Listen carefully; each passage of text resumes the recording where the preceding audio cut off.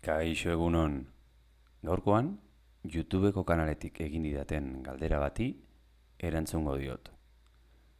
Ea zeintzuk diren euskara ikasteko podcast, egunkari, aldizkari eta irratsaio onenak. Nire kasuan, astean zehar kontsumitzen ditudan ikus-entzunezko ordu gehienak 3 plataforma hauetatik kontsumitzen ditut.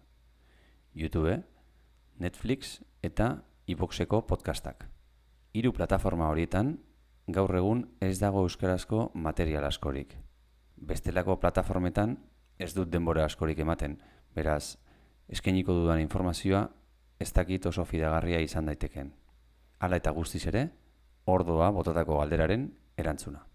Hasi aurretik, zer esan nahi nuke? Bakoitzaren gustuen arabera jokatu behar dela uste dut. Euskara ikasi nahi baduzu eta adibidez, ekonomia maite baduzu, egin dezakezun hoberena zera da. Ekonomiaren inguruko informazioa bilatzea euskaraz. Motivazioa bikoitza izan beharrean, hau da, euskara ikastea eta ekonomiaz informazioa jasotzea, motivazioa esponentzialki hazten baita.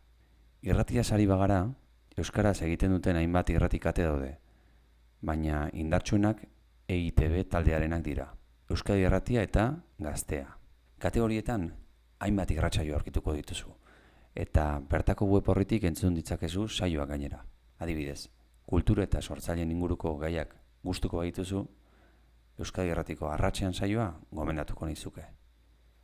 Ingurumena eta energian interesa baduzu, Ekosfera da zure saioa.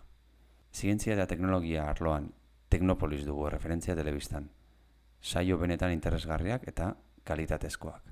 Aldiz, zurea Los 40, MTV eta olakoak badira, zure irratia Gaztea da. Kanpoko musika entzungo duzu gehien bat, baina adibidez, goizetan Dida saioarekin barrenaikoa egiteko aukera izango duzu. Dida saioaren oso antzekoa, baina telebista formatuan Gure Kasa programa da. Eman aukera bat saioari. Kirola badazuk maite duzuna, Euskadi Irratian 3 erregen maila izango duzu. Bertan aurkituko dituzu kirolaren inguruko azken berri eta elkarrizketak.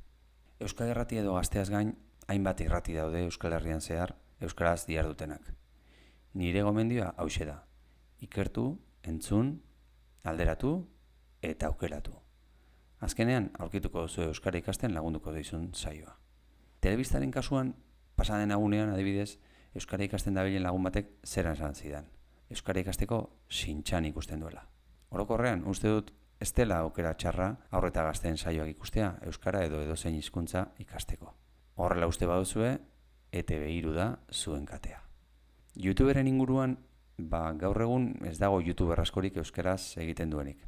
Audientzia potentzial falta baino, sarritan lotxa kontuare badela uste dut. Nik, Aiora Probatxoaren kanala gomendatuko dizuet.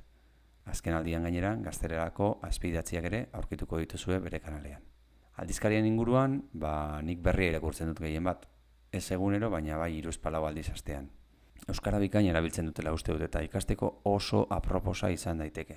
Albista jasotzeko beste iturri nahiko plural bat zuzeu.eus da. Hori ere, astero irakurtzen dut eta hainbat iritzi ezberdin irakurtzeko aukera izaten da bertan. Hainbat eta hainbat komunikabide aipatu ere ez ditut egin, eta aipatu ere ez ditut egingo. Interneten bilatzea gomendatzen dizuet. Dena errazegi ematea ez baita gomendagarria. Beno, amaitzeko zera esan nahi dut. Gaur egunean euskaraz kontsumitzeko aukera badagoela. Ez dauka zer ikusirik gaztelera edo frantsesez dagoen aukerekin, baina egon badago. Hori bai, euskarazko materiala behar da plataforma digital berrietan. Horietan baita daude gaur egungo gazteak, eta bertan egongo baita mundu guztia urte gutxian. Beste barik, ondo izan eta agur.